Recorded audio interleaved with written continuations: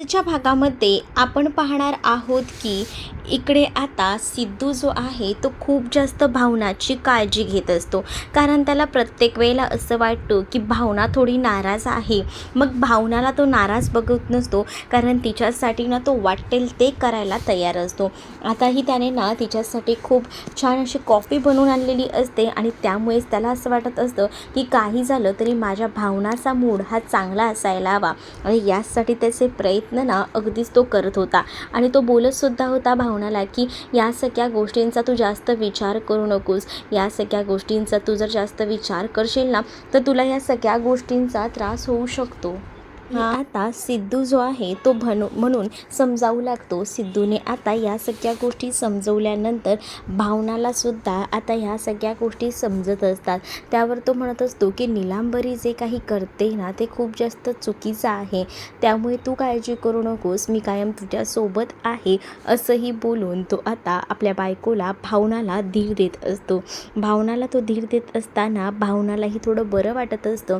कारण आधी भावना जी आहे ती विचार करत असते की सगळं काही कसं मॅनेज होईल. पण आता फायनली थोडं का होईना तिच्या चेहऱ्यावर हसू आलेलं असतं आणि त्यामुळेच ना सिद्धू जो आहे तो थोडाफार का होईना खुश असतो. तेच आता दुसरीकडे पाहायला मिळत असतं की जयंत आणि जानू झोपलेले असतात. जानूला ना आता काही केल्या बराच वेळ झाला तरी झोप लागत नसते. जानूला आता ह्या जयंतला त्रास द्यायचा असतो आणि यासाठी जानूने आता मुद्दामून एक शक्कल लढवलेली असते. जयंत ना झोपेमध्ये सुद्धा बडबडत असतो. जयंत झोपेमध्ये आता जोरजोरात आवाज करत असतो. ते जानू त्याला उठवते आणि काय हो किती जोराने बोलताय, माझी झोप मोड झाली असं बोलून ती त्याच्यावर चिडत असते. जेव्हा ती आता त्याच्यावर चिडते ना तेव्हा मात्र आता जयंत तिच्याकडे पाहू लागतो. ते दुसरीकडे आता सगळीजणं झोपलेली असताना घरातच ना हा संतोष आलेला असतो. आता काही दाखवतात जसं काही सगळीजणं झोपलेले असताना दार उघडं ठेवूनच झोपले आहेत असंच काहीसं झालेलं आहे का. मग आता इथे संतोष इकडे तिकडे फाईल शोधत असतो. तेच वरद बाहेर आलेला असतो आणि वरद जेव्हा बाहेर येतो तेव्हा म्हणतो की चोर शिरलाय का, आणि तो बॅटने मारायला जाणार असतो. तेव्हाच ना संतोष म्हणत असतो की अरे मी तुझा बाप आहे रे, अरे तू काय मला मारतोस, असं करशील का रे तू, असं नको करूस. मी काय म्हणतो मला ना ती फाईल हवी होती. तर माहितीच आहे ना की आता ते पॅटर्न जे आहे ते खरं तर तुझ्या आजोबांच्या नावावर आहे. मला ती फाईल दे. वरदने फाईल दिलेली असते. दुसरीकडे जानू आता जयंतच्या सगळ्या कुकर्मांचा बदला घ्यायचं ठरवत असते.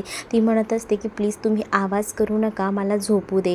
खरं तर तो गाढ झोपलेला असतो पण तिने मुद्दामून त्याला उठवून टाकलेलं असतं आणि ती आता झोपायचा प्रयत्न करते. म्हणजेच ती नाटक करत असते आणि आवाज करते.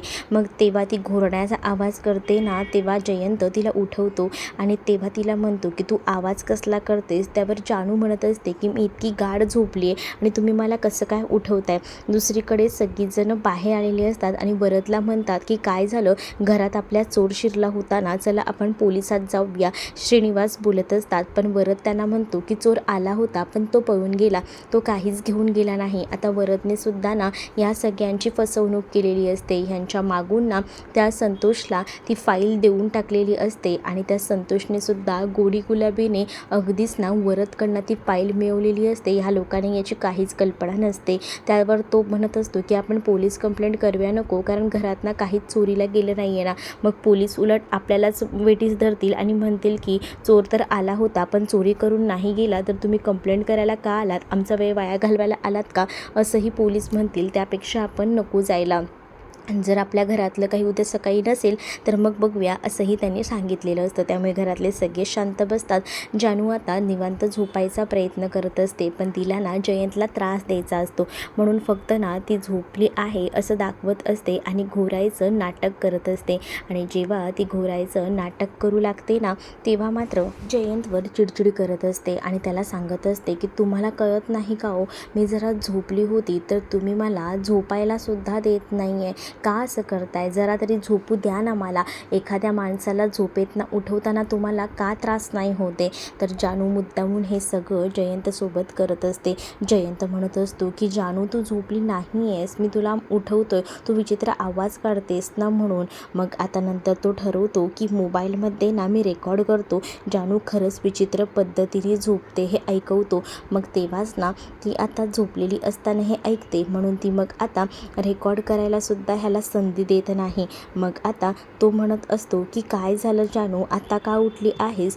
जानूला जयंत हे सगळं विचारत असतो. जयंतला अगदीच ना वेडं करून टाकलेलं असतं ह्या जानूने, आणि हे सगळं मुद्दामूनच जानू करत असते. कारण आहे ना तिला ना आता ह्या सगळ्याचा आधीपासूनच्या गोष्टींचा बदला घ्यायचा असतो. या सगळ्या गोष्टी समोर दिसत असतात आणि त्यामुळेच ना त्या सगळ्या गोष्टींचा बदला घेतल्याशिवाय त्याला शांत बसवत नव्हतं.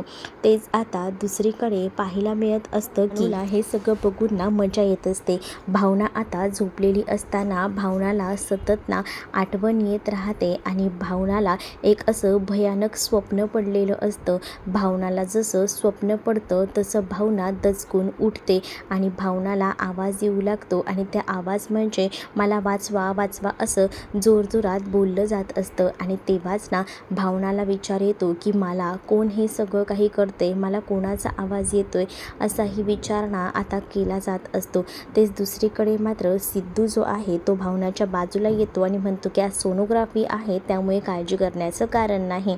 तेच आता इकडे पाहायला मिळत असतं की जयंतला जानूने उठवलेलं असतं, पण थोडा उशीर झालेला असतो. जयंत म्हणत असतो की एवढा उशीर झाला, मला मीटिंगला सुद्धा जायचं आहे. मग जानू म्हणत असते की ठीक आहे, पण मी तरी काय करू, रात्रभर बघितलंत ना आपल्यासोबत काय होत होतं, त्यामुळे झोप लागली नव्हती. चला ठीक आहे, आता उठताय ना उठा आणि पटापट कामाला लागा, असंही आता म्हटलं जातं. तेच दुसरीकडे आता श्रीनिवास हे पूर्णपणे कॉन्फिडन्समध्ये असतात, कारण त्यांना वाटत असतं की चला फायनली त्यांना जे काही हवं आहे ते त्यांनी मिळवलेलं आहे आणि त्यामुळेच ना ते खूप जास्त खुश असतात. तर आता श्रीनिवासांनी तयारी केलेली असते आणि जयंतच्याच ऑफिसमध्ये हे कॉम्पिटिशन असणार असतं आणि संतोष या सगळ्यामध्ये तोंडावर पडणार ह्याची गॅरंटी त्यांना असते. पण संतोष मात्र तितकाच हुशार असतो, त्याने ऑलरेडी ते पेपर वगैरे सगळं काही मिळवलेलं असतं आणि त्यामुळेच ना तो एकदमच खुनशी हसत असतो, त्याला काही फरक पडत नसतो. तो म्हणत असतो की तुमचं काय ते बघा, मी काही तोंडावर पडणार नाही आहे, कारण मी माझं ठरवलं आहे माझं काय करायचं आहे ते, असंही आता तो म्हणत असतो. तेच आता दुसरीकडे संतोष इतका कॉन्फिडन्स कसा, आणि त्यानंतर ना संतोषने अजून एक मोठी कमाल केलेली असते. ती म्हणजे ना संतोष आता तिकडनं जेव्हा निघून जातो ना तेव्हा संतोषने जाताना ना सायकल बाहेर जी असते ना ती पाडून टाकलेली असते. सायकल बाहेर पाडतो ना तेव्हा मात्र आता इकडे श्रीनिवास यांना धक्का बसतो, कारण ती आता सायकल पुन्हा त्याला रेडी करायची असते आणि त्यामुळेच ना तो आता बघत असतो. तर दुसरीकडे जयंत मीटिंगसाठी अर्धा तास उशिरा आलेला असतो. त्याच वेळेला मीटिंग उशिरा चालू झालेली असते आणि समोरचा जो क्लायंट असतो तो जयंतवर चिडचिड करत असतो. जयंतला म्हणत असतो की तुम्हाला काही कळतं का, ऑलरेडी उशीर झाला आहे. जयंत म्हणतो की सॉरी, आणि जयंतने येताना फाईलसुद्धा चुकीची आणलेली असते, म्हणून त्याचे अजूनच हाल होत असतात. मग इकडे जानू म्हणत असते की काय चाललं आहे जयंत सर. जयंतच्या समोर चहाचा कपसुद्धा असतो तो सुद्धा खाली पडतो. सगळं अस्ताव्यस्त झालेलं असतं टेबलवर. जानूने त्याची हालत केलेली असते खराब. मग आता तो म्हणतो की सॉरी, पण मी आता मीटिंग करू शकणार नाही, कारण मीटिंग करायला त्याला ऑप्शन नसतो, फाईल नसते, त्याच्यामुळे त्याला कॅन्सल करावी लागते. जानूच्या समोर आता तो रडू लागतो आणि तेव्हा जानू त्याला सावरत असते. त्याला ते म्हणत असते की काय होते तुम्हाला. तो म्हणतो की मलाच कळत नाही की काय झालं आहे माझं. ते दुसरीकडे आता भावनाची सोनोग्राफी वगैरे झालेली असते. मग आता सिद्धूला डॉक्टर काही इन्स्ट्रक्शन देतात, म्हणजेच म्हणतात की बघा भावनाचं बाळ तर ठीक आहे, पण त्यांचा BP लो जास्त का होतो ह्याच्याकडे सुद्धा लक्ष द्यायला हवं. आता आईबरोबर बाळाची काळजी बाबांनी सुद्धा घ्यायला हवी, त्यामुळे ह्यांच्या खाण्यापिण्याकडे लक्ष द्या किंवा ह्यांना कोणतं टेन्शन होणार नाही ना हे सुद्धा बघा, कारण यांचा मूड नेहमीच रिफ्रेश ठेवण्याची गरज आहे. मग तेव्हा सिद्धू म्हणत असतो की तुम्ही हे तर माझ्या अगदी आवडीचं काम दिलं आहे, मला हे काम आवडतं, त्यामुळे मी माझ्या बायकोची तुमची काळजी अजून उत्तमरित्या घेईल, काळजी करूच नका. तेच दुसरीकडे आता जयंत पॅनिक झालेला असतो. जानू त्याला कसंबसं आता शांत करत असते. तेच आता जानूला तो म्हणत असतो की मला काय झालं आहे ना, खरंच मला कळत नाही आहे. मग तेव्हाच ना जानू जयंतला समजावते आणि म्हणत असते की काळजी करू नका, मी आहे ना तुमच्यासोबत, मग नका टेन्शन घेऊ, असंही आता म्हटलेलं असतं. मात्र आता जयंतकडे बघून खुनशी हसत असते. कारण आहे ना तिला खूप जास्त राग येत असतो. ती विचार करत असते आजपर्यंत मी जे जे काही सहन केलं ना त्याची आता तुमची बारी आहे. इकडे श्रीनिवास गाडी ठीक करत असतात. गाडी ठीक करत असतानाच ना तिकडे आता जयंत आलेला असतो आणि जयंत जेव्हा येतो तेव्हा बघतो तर काय, इकडे बाबा आता ही गाडी ठीक करत आहे. तर बाबांना तो म्हणत असतो खरं तर या सगळ्याची काहीच गरज नव्हती, कारण तुम्हीच ही सायकल रेडी केलेली आहे यावर माझा विश्वास आहे. इकडे आता जयंत घरी आलेला असतो. जानू म्हणत असते की आता पुन्हा एकदा वेळ आली ह्या सगळ्याचा बदला घ्यायची. जयंत म्हणत असतो जानूला की काय करायचं आहे मला फक्त सांग, मी सगळं काही करेन. मग आता ती म्हणत असते की ठीक आहे, आज मला ना कायम तुम्ही माझ्यासोबत हवे आहात. मग आता ती त्याचा हात आपल्या हाताला बांधते, म्हणजेच ओढणीने तिने आता त्याचा हात बांधून घेतलेला असतो. मग तेव्हाच ना त्याच्या लक्षात येतं की हे सगळं तर मी सुद्धा काही भूतकाळात जानूसोबत केलेलं आहे. मग तसंच सेम कसं घडते. मग आता जानू पूर्ण घरात काम करत असताना जयंतला म्हणत असते की तुमचं माझ्यावर प्रेम आहे ना, मग प्रत्येक 10 सेकंदाला म्हणायचं की आय लव्ह यू जानू.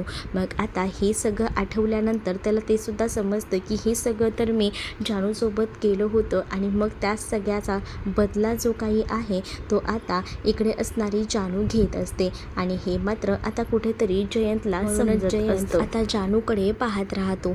तर तुम्हाला हा भाग कसा वाटला हे नक्कीच कमेंटमध्ये सांगा आणि अशाच नवनवीन भागांसाठी आपल्या चॅनलला सबस्क्राईब नक्कीच करा. चला तर मग भेटूया पुढच्या भागामध्ये. तोपर्यंत टाटा बाय. व्हिडिओ आवडला असेल तर लाईक करायला विसरू नका.